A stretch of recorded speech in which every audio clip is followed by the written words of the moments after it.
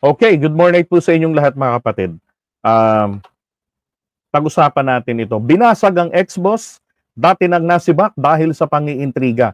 Yung dati hong nasibak sa pangiintriga, naku ho, walang iba ho kung hindi ho, ito pong si Ungab. Yan. Na, nako, nagbigay kidot, nagdala dun sa kanilang meeting-meeting kunwari, sa isang live streaming, na obvious naman na plano talaga nila na gamitin ito sa paninira. At ito namang tangang matanda si Duterte, kahit alam niya na hindi naman pwedeng gawing basihan, sa dami naman din ng tangang DDS na maniniwala. Di ba? Mga 3%. So tinalakay nila yon without telling the people na hindi ito ang finalized version pa or finalized document ng GAA. Siyempre ho, ginawa ho yan mismo kasi nga ni Ungab, isa po siyang dati nang nasibak sa pwesto sa ganyang gawain. Mahilig mang intriga. Tignan nyo pareho lang rin sila ni Aimee. Ito, si Aimee noon 20 umalngal. Ito si Ungab at 13. Again, kailan natapirmahan yung BICAM report? 11 December. Tapos at 13, 4,000 pages yun. Sabi niya, there's no printed copy of the GAA 2025 until now. Yan, January 13 ito. This is the first time in my 15 years experience in Philippine Congress that no printed copy of GAA is presented upon resumption of Congress after the Christmas break. Pero ang totoo, binaraho sila rito ni Goddess Hope Libiran. 'Di ba? Ang sabi ni Goddess Hope Libiran, binigay namin sa inyo ang kopya. Nasa inyo sa House of Representatives. And besides, di ba sila nga po yung magpiprint noon? Tapos na magpa-finalize, anak ng putya. Ngayon ho, di ba't matagal nang isinusulong nga ang paperless? Mas madali po kasi ma-access ng lahat ng tao. Ano nangyari? May in-upload po ang gobyerno na kopya ng GAA doon sa website. So kung wala kang mahawakan, pero may soft copy kang nakikita sa internet, during the internet world, isa kang malaking tanga na naghahanap ng hard copy. Bakit? Bibit-bitin mo isang katerba. Ganyang malaking libro yun eh. Ang alam ko dalawa yan na makakapal ng libro. Size of short ata or long bond paper. Nabanggit natin ni Alan Peter Cayetano. Yung printing niyan, gaano kalaki yung size niyan, 'di ba? Nung House Speaker pa siya. Ngayon, bibit-bitin mo 'yon.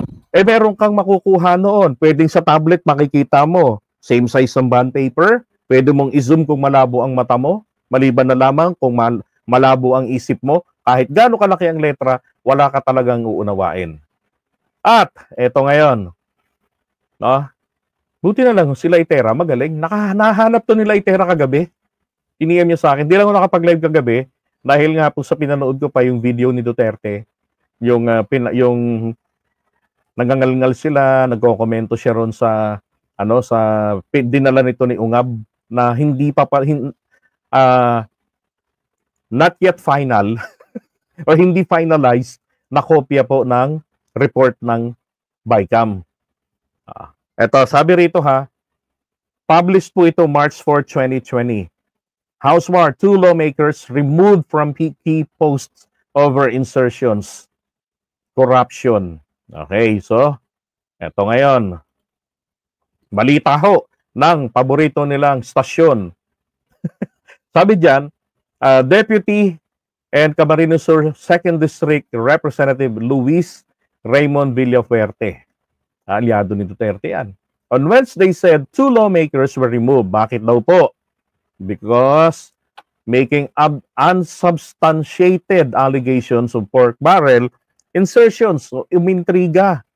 Yan, ang tinuro niya rito, si Davao 3rd District, Isidro Ungab, was removed as chairperson of the House Appropriations Committee for making accusations that were illegal insertions in the budget. Si Ungab ho, na ganyan ang ugali. 'Di ba? na caterada, hindi isipin mo ha, siya yung nakakaalam diyan, chairperson siya ng Committee on Appropriations. Tapos kunwari, parang hindi niya nalalaman yung ginawa, yung nangyari, meron daw insertions ng budget. Kaya naman si Duterte, dahil siyempre iskandalo na to, hindi niya pinirmahan nun yung GAA. Pero pinirmahan niya rin kalaunan. Bakit? Wala rin nailatag na ebidensya si Ungab. Gawain niya kasi pala talaga ang gumawa ng ganyang klaseng eksena. Kuha ng mga hindi pa natatapos na mga kopya, 'di ba? Magagawa ng intriga. Yan, sabi, he was taken out dahil hindi magandang working relationship and intrigue. Intriga yan Kasi why would you say there's illegal insertions? Ikaw, appropriations chairman, o nga naman. 'Di ba? Kung mayroong illegal insertions doon, napakatanga mo. Kasi pinayagan mong mangyari 'yon. Samantalang pwede mong mahadlangan. 'Di ba? So ibig sabihin ni Ungab, pinalusot niya, hindi niya naisip 'yon. Nababalik sa kanya yung kanyang intriga. Ay, nga sabi rito, you had the power to correct your allegations. Yan yung inabot ni Ungab. Ito pa, Ungab allegedly told President Duterte and Budget Secretary Wendell Avisado about 80 billion worth of budget insertions made by congressmen during the bicameral conference committee. What the heck? Ito pa. Dahil daw po ron, etong si DBM, napilitan. Ito si Avisado, napilitan daw na mag-issue ng circular na nagka-clarify ng pondo ng mga mambabatas, mga project nila. Okay, na ito yung tsaka na natin re-release, so merong mga kondisyong ganito. So napaghinalaan yung mga mambabatas sa kanyang pag-iintriga. Ito pa, for him to say that, why did he let it happen? Siya pumirma ng BICAM report. Boom!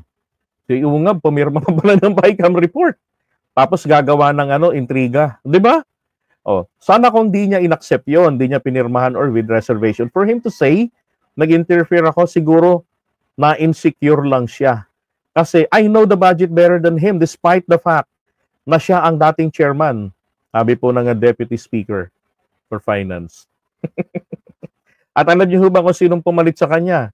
Kasi basura na siya noon sa Duterte administration, sa ginawa niyang issue. Halos lahat ng kongresista nung kaalyado nila ni Duterte. Gusto magpasikat. Ayun, gumawa ng chismis. Dinapalitan po siya ng kaalyado po ni Paulo Duterte ng National Unity Party. Tumalit sa kanya tong kasamahan nila Rap-Rap, CIS Representative Eric Yap ang pumalit sa kanya. Di ba anak ng baka? Ungab. Tapos pinaniniwalaan ngayon ni Duterte. isang tawag dito, pato. Pathological chismoso. Di ba? Intrigador. Ngayon, ito pa yung isa naman. Ito yung sinasabi ko na sumunog sa kanila si Goddess Hope Libiran. Ayan. Ngayon po, itong si Goddess Hope Libiran ay nasa undersecretary siya ng Department of Budget and Management. Okay? Ayan, dati siyang tauhan nung panahon ni dating Pangulong Duterte under po ni yung sa DOTR, sa Transportation. Assistant Secretary po siya dati. Ito. Ngayon, yung kanyang boss dati, sinunog na po niya. Kailangan niyang itama yung chismis. Siguro alam niyo yung kagalawan ng mga yon.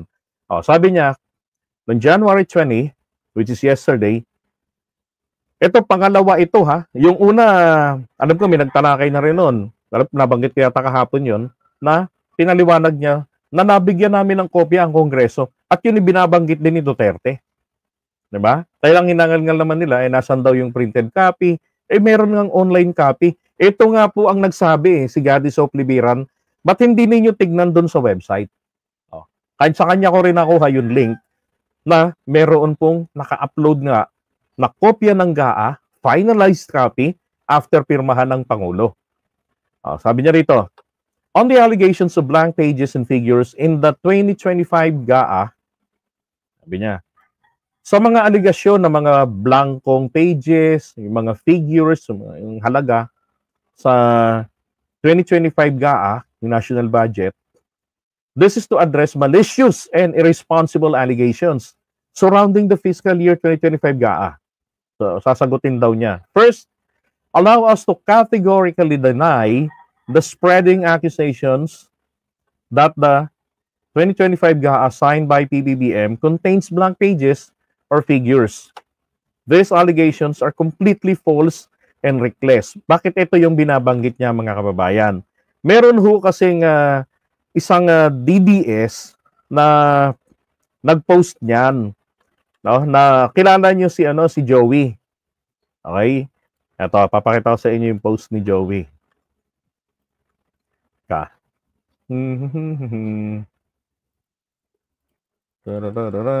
Puntahan lang natin. Puntahan ko lang yun. Nasa ibang lugar eh.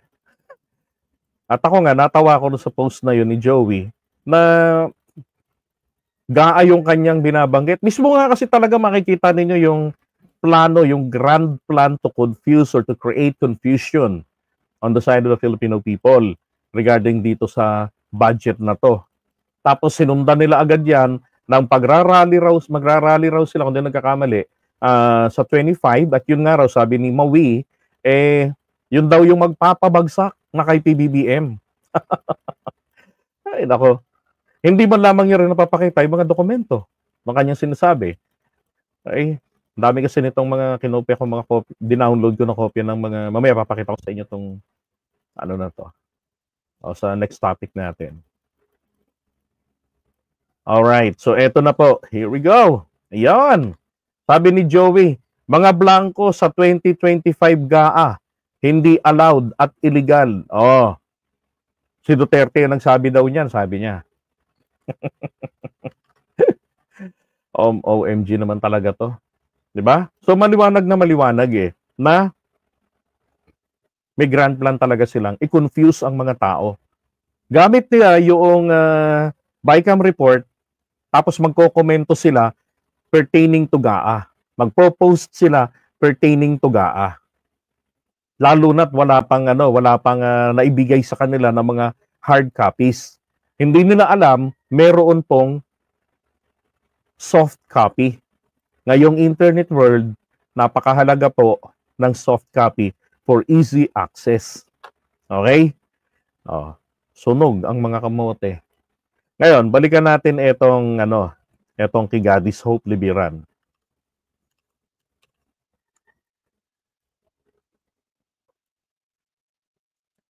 Okay, here we go. Sabi ni Gadis, what has been presented by certain misinformed individuals, di kabilang si Duterte, tapos si Ungab, si Atty. Vic Rodriguez, na nagsasabi, kanyang rebuttal, peki daw yung sa Pangulo. Original daw. Kumisayad na rin talaga to si Atty. Vic Rodriguez. Kung sa bagay, kilala naman ho si Atty. Vic Rodriguez na hindi ho magaling na abogado. Kaya hindi ho nakapagtataka. Maria Josep. Di nga niya na-compel ang Supreme Court na magtapusin yung, di ba? Ay, nako. Sabi rito, first, ito. Sabi niya rito, blank and page figures, these are allegations are false, completely false and reckless, what has been presented by certain misinformed individuals or pages from the bicameral Conference Committee report and not the GAA. Joey, not the GAA. Digong, not the GAA. Okay? BICAM report. Kaya sabi ko sa inyo, makikita nyo mamaya lalo ang maliwanag hong sabwatan dito, yung grand plan nila paano sirain si PBBM gamit itong BICAM report. Kaya nga, amin pong ipinupush na dapat ang BICAM po wag pirmahan ni PBBM ang next year national budget, yung 2026, nang hindi po dinaan ang BICAM sa public. 'Di ba? Dapat naka-live stream. At pag hindi po 'yan ipinilit ni PBBM sa kanya, ni Speaker Martin Romualdez, ni Chis Escudero, asahan niyo ho, aaraw-arawin ko yung mga yan. Babatikusin namin sila. Bakit? Pera natin to eh. 'Di ba? There are simply politicians that come and go. At ang may pagkakataon ngayong itama ito for the sake of transparency para sa pera ng taong bayan bilang pagpapakita ho ng tunay na malasakit sa atin, i-demand na maging public yan ang bicameral conference committee, hindi closed door. Magpipicture taking lang tapos papaalisin yung mga reporter, ayos. O, hindi natin nakikita na anong mga magic nang nangyari, insertions, di ba? At dapat wala ng pork barrel. O. Ngayon, pork barrel, maraming paraan yan eh. Eto pa, sabi rito, it is the GAB, okay, General Appropriation Bill, with all its details that is controlling and is presented to the President. So yung bicameral conference committee report, di ba, pa-finalize na yan. Pag na-finalize na yan, pirmado na ng mga kasamahan nila, ng mga members diyan, then ipresenta na po sa Pangulo. I-review. It is mandatory for the President to review. At least yung kanyang mga tauhan ang mag-review. Diba? Para masiguro talaga na hindi siya naisahan. Yan, sabi, and presented to the President, once signed, the GAB, yung General Appropriations Bill becomes the law or the GAA. Okay, bagigin na siyang General Appropriations Act. So from GAB, wala na pong magbabago. Okay? Maliban na lamang kung meron po diyan sa GAB na na-veto, portion na na-veto ng Pangulo. Eh hindi ho ba may na-veto ang Pangulo doon? Ilang bilyon din yun. Mula po doon sa sa DPWH kasi sabi ng Pangulo, hindi ito akma sa priority project ng gobyerno. So vinito niya, hindi niya para sa kanya hindi ito tama. Kung nakalusot 'yon, di lalong naulol sa tuwa etong mga fake news peddlers, 'di ba? Na nagpiesta, makapanira sa Pangulo gamit etong report lang na hindi pa completed. Sabi, to reiterate, para ipagdiinan sa malabo ninyong mga pangunawa, the bill presented to and signed by the President is a complete document. Okay? Ibig sabihin, from BICAM report, na kompleto na yan, na finalize na yan, ito na nga po yung sinasabi ko na magiging panukalang budget. Okay? GAB, General Appropriation Bill. Sabi niya, ay kumpleto raw po yung dokumento. Siyempre, pati taga-DBM, magre-review talaga dyan. Budget yan eh. Na i-manage nila. With no blank pages or missing details. Okay? In no case, does the executive issue a GAA with blank pages or figures? Kaya sabi ni BBM, never pa nangyari yan sa kasaysayan ng Pilipinas. Yan sinasabi ninyo. With this, we urge our fellow Filipinos to be mindful, cautious, and to first verify information before making any allegations. Sabihan mo direkta yung boss mo. Dati, clear and accurate understanding is critical for constructive dialogue. We kindly appeal to our kababayans to avoid spreading false information. Sabi kasi sabihan mo niya si Duterte, direktahin mo eh. Communication is a powerful tool that can make or break a nation. That's right. Eto ba naman Pilipinas, sa dami ng chismosa. Mas iniintindi ang chismis kaysa sa, di ba, paliwanag sa tamang impormasyon. Let us use it to promote unity and understanding and not to sow discord, hatred, and division. Doon kang sundin ka ng mga yan. Di ba? Purpose nga nila, masira ang Pangulo eh. Kaya na ho mismo, sumunog. Ay, sus Mariosep ng mga taong ito. Yan, tauhan nila dati yan. Si Gadis Hope Liberan. Okay? So, ito naman ho pag-usapan natin mga kapatid.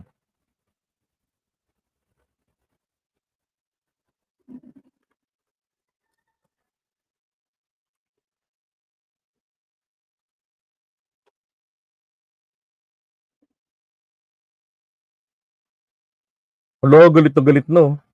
Sabi niya, ikaw na bobo ka. Hinagago, mga nanonood sa'yo. Tangina mo, magkaiba bycam at gaabobo, maligo ka muna. Sino ba ang nagsabi sa iyo na magkapareho?